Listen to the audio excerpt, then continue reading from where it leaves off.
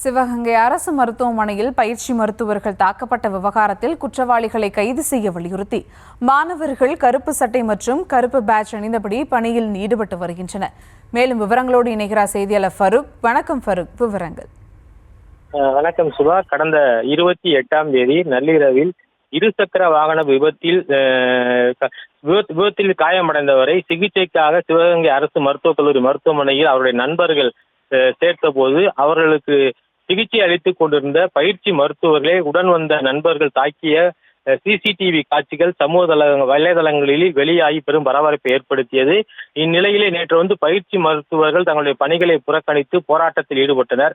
மாவட்ட நிர்வாகம் அவருடன் பேச்சுவார்த்தை நடத்தி காவல்துறை உயர் அதிகாரிகள் 2 தினங்களுக்குள் குற்றவாளிகளை கைது செய்து விடுவதாக தெரிவித்தார்கள். அதைத் தொடர்ந்து மாணவர்கள் தற்காலிகமாக போராட்டத்தை கைவிட்ட நிலையிலும் இன்று அரசு மருத்துவக் கல்லூரி மருத்துவமனையிலிருந்து பணி செய்யக்கூடிய பயிற்சி மருத்துவர்கள் அனைவரும் கருப்பு சட்டைகள் அணிந்தும் கருப்பு பேஜுகள் அணிந்தும் தங்களுடைய போராட்டத்தை தொடர்கின்றார்கள். மாணவர் சங்கம் வெளியிட்டுள்ள அறிக்கையில் குற்றவாளிகளை காவல்துறை தெரிவித்தபடி நாளைக்குள் கைது செய்யவில்லை என்றால் தங்களுடைய போராட்டம் தீவிரமடையும் என்று தெரிவித்துள்ளார்கள். இதனால் மருத்துவக் கல்லூரி மருத்துவமனையில் காவல்துறை தொடர்ந்து பாதுகாப்பு பணியில் ஈடுபட்டு வருகின்றது. குற்றவாளிகளில் இதுவரையும் யாரும் கைது செய்யப்படவில்லை. சுபா, விவரங்களுக்கு நன்றி ஃபருக்.